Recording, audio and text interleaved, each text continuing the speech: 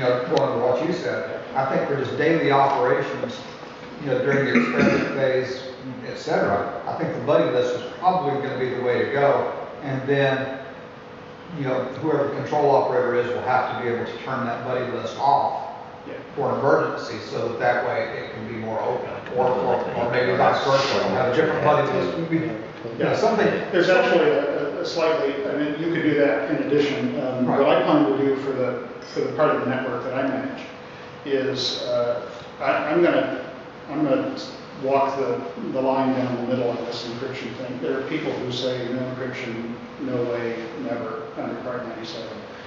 There are, in fact, people who are arguing that Part 97, if you sort of twist it and turn it the right way, allows you to encrypt anything you want. I don't think that's true either. It seems pretty clear to me. But it does say no, I forget, it doesn't use the word encryption. I forget. You're not allowed to obscure the meaning of communication. And you are allowed encryption if you keep a log of all of the encrypted traffic. If you actually keep a record in some circumstances, you can actually encrypt. But one thing you are allowed to do, because it does not obscure the meaning, is crypto keys. Yeah. So you can authenticate. That's exactly what I plan to do. So these both, my test network uses the OLSR routing protocol, allows you to run it in a mode where the routing tables that the nodes all exchange have to be signed. They're not encrypted. They're not obscured. Anybody with a radio on that frequency can see what's in the routing table, but you can't use the routing table unless you have the signing key, and I control the signing key. So that allows me, anybody who wants to listen in on the network with the appropriate equipment, but they can't join the network without getting the key issued by me, and I would issue keys liberally to anybody who wanted to play, as long as they were legitimate account operator. So Mike, I plan on going the middle ground on that. So you were talking about the future. Yeah. And you told us about the plans for the antenna at the physics lab. Right. So this particular unit is running it in the gigahertz range. So how do I, as an amateur radio operator, with my equipment, which goes up to 440, how do I connect? So I don't have any equipment. My wife is giving me the dirty look. Everything I've got, all of the components of our network have come out of right there, and she's starting to give me dirty looks about spending our money on the county emergency backup network. So Gabe and the other folks at the ECC have very kindly invited me to participate in this year's round of FEMA VDEM grants, and so we're going to put in a grant proposal to probably buy a couple of fixed sites and 3 or 4 portable setups that I don't have to pay for, and that'll be the thing. But these. I'm sorry. Does that do this? Yeah. I don't know where the fixed sites are going to be, but that dish over there has your name on it. If you can figure out if you can get the Greene County Sheriff to let you put it on the tower, that dish is yours. I will give it to you. Give me a tower, I'll put it in break. Because we need a real. Gabe told me he's been trying to get a direct connect from Albemarle to Greene for years and hasn't been able to do it. And I think your words were, if you can do it before I can, more power to you.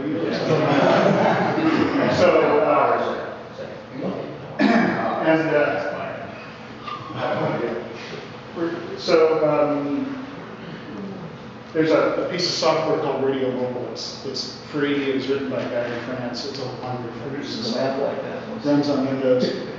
Produces that maps like that one over there. Produces path analysis like this. Radio Mobile. It's actually, you run it online, you get a login, and it should run the same software online now. Yeah, if you don't want to install it yourself. But installing it yourself has gotten a lot easier than it was years ago. So very fine piece of software, and it's perfect for doing path analysis, coverage maps. So this is a path analysis for the High Energy Physics Lab to the Greene County Sheriff's Office. Look at that! Beautiful line of sight, almost clear for an Alzheimer. And you can't really see it, but prediction of an S8 signal at the Green County end using a dish like that in the Omni and the High Energy Physics Lab. So in theory, we ought to be able to connect. Is that to the sheriff's office? To say again, Is that to the sheriff's office? to the sheriff's office. Yeah, the one It's like outside they have town. our, where our little antennas now below It's in a no RF zone. Yeah. Yeah. And I think the assumption, I forget what I made an assumption about how far you could get up the tower, and I was fairly the, conservative. no, we can't go up the tower. We're at the base. What did you use? They won't let us go up the tower. What did you use for a height? That's what I can't remember. I was trying Is to it that little green block there? This one, I'm assuming that it was up about 60 feet. Yeah, top of that tower. sure. But I can't read it, that's the problem. It's a single digit. It's a single digit. Oh, okay. Less than 30 feet. That's meters. So it's no more than 30 feet. Yeah, that might work. The funny thing is, 30 dual band. 30 feet to stand on the roof and hold it. Well, if it's Clear on channel, the road, yeah.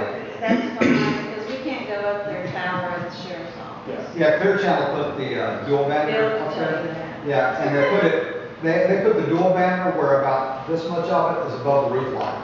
That's why it doesn't work. Yeah, that's why it doesn't work, yeah. And I mean, it's, Okay, so 5 gigs doesn't work Anyway. at that height either. yeah, well, I mean, I have made this offer. I have offered to provide a radio for the Green County Sheriff's Office if you we'll, can get it up on. we'll figure that part So out. We found it hilarious that somehow or other, not only that, but they managed to put, power lines on all 4 sides.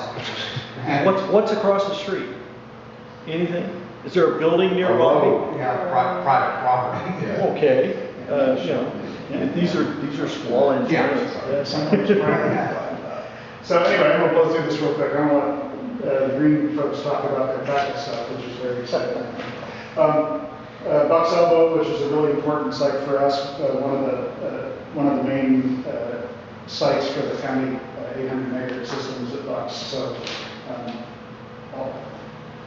still believing in what I said about distributed and not going for the usual suspect antenna sites. There are some usual suspects that we need to be at, and Bucks is one of them. I still owe you answers about rooftop access there in our building, right? I'm sorry, say I again? still owe you answers about rooftop and low access at both at Bucks and our building, right? You asked me that, and I never got back to you, so. Right. I assumed that was a conversation that had to happen, that was gonna take some time, so. Or remembering. Or Yeah. Does your other one- And let's see, other places, this is, one of the things I'm looking at is water tanks. The Albemarle County Water Authority, we all play really nice together for emergency response stuff. And I'm planning to approach them and see if they would be open to the idea of some little antennas on some of their water tanks. And there's a water tank sort of right over here. It's not at the top of the mountain, but it's pretty high up on the side of the mountain. So that may actually be on my side of the mountain. Yeah, maybe, so that would probably help me a little more. This is Lakey Ridge. Very nice, clear line sight of Lakey Ridge from the High Energy Physics Lab. And this is Herd Mountain, which is an important site for the Amateur Radio Club. One of our FM repeaters is on Herd Mountain, and that gets us way south in Albemarle County.